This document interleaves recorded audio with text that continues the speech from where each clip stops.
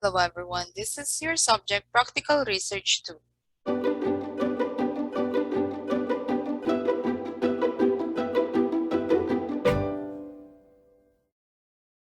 Discussion for today is Chapter 1, Introduction, specifically the background of the study. So what is the purpose of the introduction? The primary purpose of the introduction chapter or section in a research paper is to give the readers an overview of what the entire study is all about. It aims to introduce the readers to the research topic and the research problem that the study is trying to address. As well, the introduction section or chapter should persuade the readers that the study is important and interesting. So the most important part, aside from the remaining 4 other chapters in your research paper, is the chapter 1. Why? Because this is the first part that the readers will be looking at or reading at, and it an impression. So you need to leave an impression to your readers that your research is really interesting. Bakit? Because a well-written introduction catches the attention and interest of the readers. So kapag naisulat niyo maayos ang inyong introduction part, makukuha nyo ang attention ng inyong mga readers, ng inyong panel, and they will listen to you as you present your research. As well, it persuades them to read the rest of the study. A poorly written introduction chapter, on the other hand, may cause the reader to lose interest in the study and to stop reading. So just like a research paper, we can associate it into a Wattpad, right? If the chapter 1 of a Wattpad story is not really interesting or it doesn't catch your attention, would you read the chapter 2, chapter 3, and chapter 4? Di ba hindi? You will stop because you will just be thinking na I'm just wasting my time reading this one.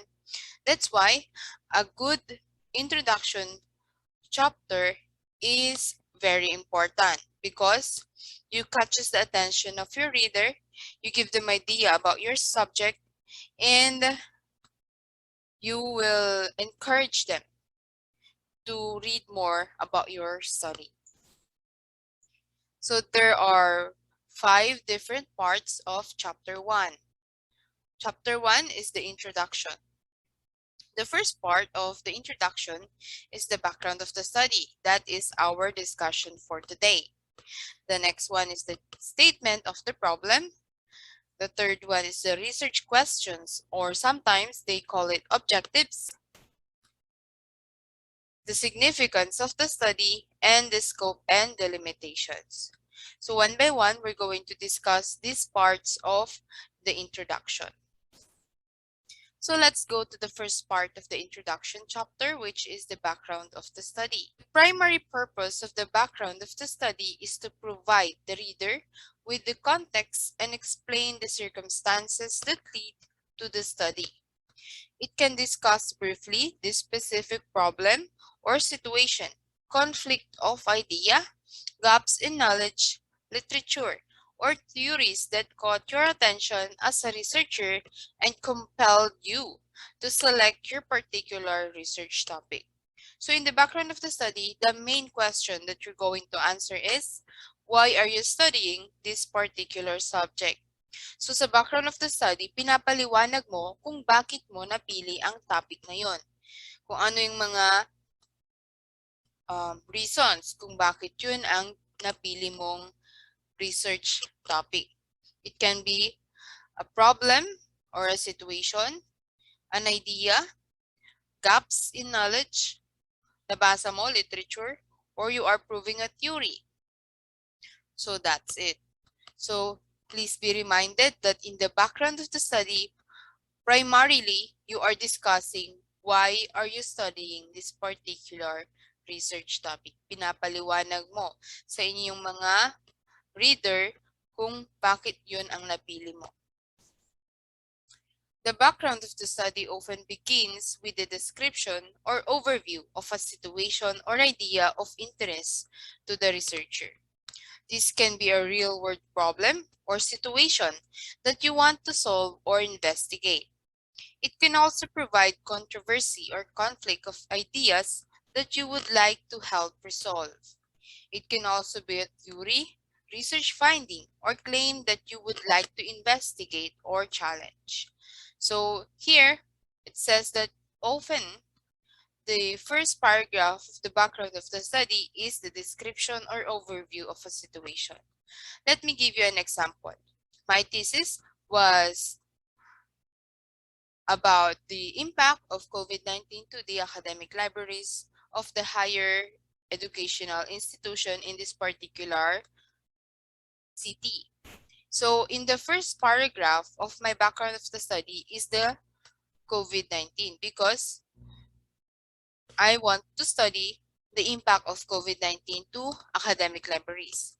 Then the second part about academic library. Then in the latter part of my background of the study is connecting both ideas in a one paragraph. So ganun yan.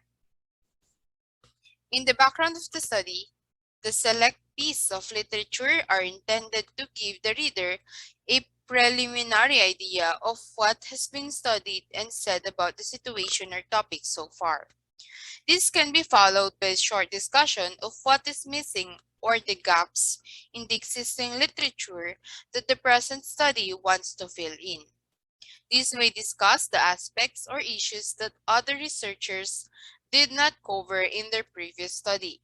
So here, you may add a literature in your background of the study if you find one, okay? In my study, I actually adapted it in a library organization in Europe. So I cited that specific study in my background of the study because I copied or I replicated their questionnaire, the other parts of their study. So ganon, ilalagay mo siya sa background of the study mo. Now, let's go to the characteristics of a good background of the study. Paano ba natin masasabi na ang iyong background of the study ay maganda? So, it should be concise. Number one, concise. Concise means that the background of the study should not be written too long. It should only be long enough to cover the basic points, but not too long or too detailed that it bores the reader. So basically, they suggest that 2 pages is enough for background of the study. Mahaba pa nga yun eh, because you are just giving an overview of the research topic naman. That's it. So too long, mga 3 pages to 5 pages is not a good, is too detailed. Diba? Kapag nagbabasa tayo, pag masyadong mahaba, naboboring na tayo. And kapag wala naman ng sense yung mga sinasabing iba, doon tayo nabobore and we don't continue reading that specific piece. Next one, from concise, your background of the study should be clearly written.